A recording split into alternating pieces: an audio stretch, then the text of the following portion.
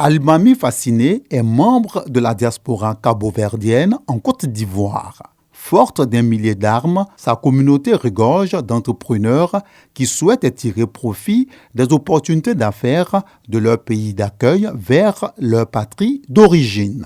Pour vous prendre un exemple, au Cap-Vert, beaucoup de fruits et légumes sont consommés. Malheureusement, les sources révèlent que les commandes de ces fruits et légumes partent d'Afrique mais sont commandées depuis l'Europe. Donc il y a réellement un besoin sur place alors que le Cap-Vert est un pays membre de la CEDEAO. Donc les interactions devraient pouvoir se faire en matière de tourisme, en matière d'économie, etc. En matière de tourisme, on va souvent chercher aux Antilles ce qui existe juste ici à côté. Sa préoccupation trouve un début de réponse dans la volonté des présidents des 15 pays membres de la communauté économique des États de l'Afrique de l'Ouest, CEDEAO.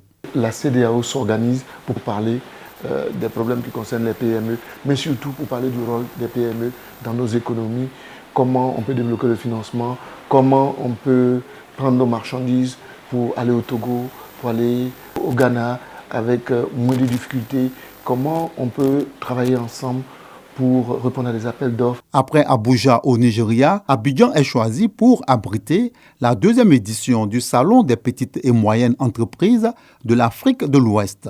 Une initiative de la coalition des petites entreprises de la zone CEDEAO, soutenue par la commission de cette institution sous-régionale qui vise à promouvoir le commerce transfrontalier renforcé. Cette coalition a été mise en place par 3 pays au départ, Nigeria, la Côte d'Ivoire et le Cap-Vert. Ce que la Côte d'Ivoire pourrait gagner, c'est d'abord même valoriser notre expertise que nous avons. D'autres éléments, c'est capter les fonds disponibles au niveau de la sous-région. J'invite toutes les PME de Côte d'Ivoire, c'est gratuit, à venir participer dans la zone aéroportuaire, écouter ce que les experts vont dire. Donc c'est un honneur qui est fait à notre pays. C'est le lieu de remercier le président Alassane Ouattara. Également, la commissaire aux affaires économiques et à l'agriculture de la commission de la CEDEAO, Massandio Touré Litsé, encourage l'implication de tous pour la réussite de ce rendez-vous des PME à Abidjan, prévu du 21 au 23 novembre 2024. Selon elle, c'est la Côte d'Ivoire qui gagne.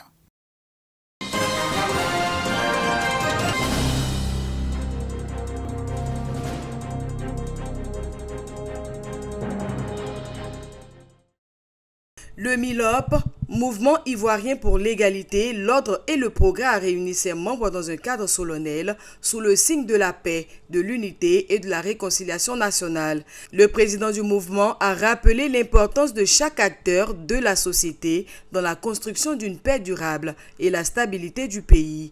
À l'approche des élections, on voit un peu comment est-ce que les tensions politiques s'entremêlent.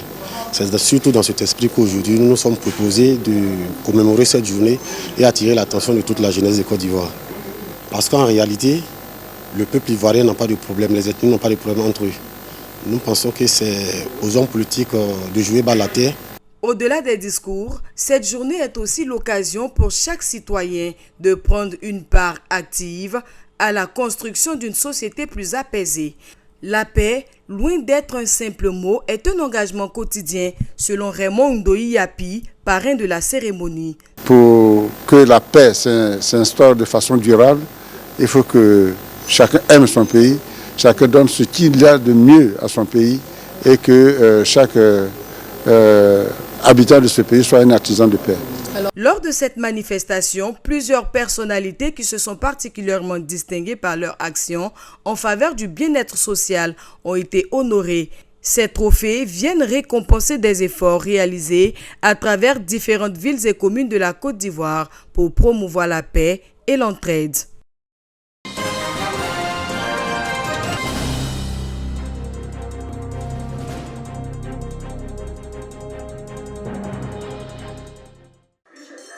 Le film La Confession remporte le premier prix de la 6e édition du Festival des cinémas amateurs de Bouaké FECAB 2024.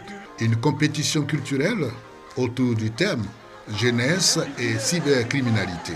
Quelle solution? Une jeunesse incline à la cybercriminalité est une jeunesse dangereuse pour tout le développement du pays. C'est pour ça que nous pensons qu'avec ce thème, ceux qui viendront auront l'avantage de voir un peu l'impact de ce fléau et si possible se corriger.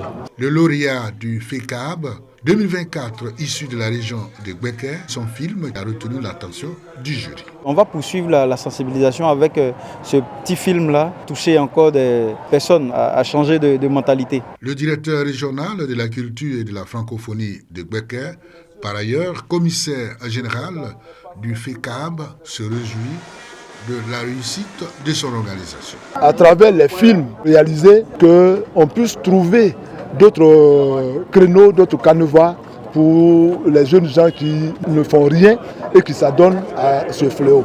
Le deuxième prix du concours est revenu à la région de l'Indénié Dioablin pour le film Plan Noir, tandis que la région de la Maraoué remporte le troisième prix.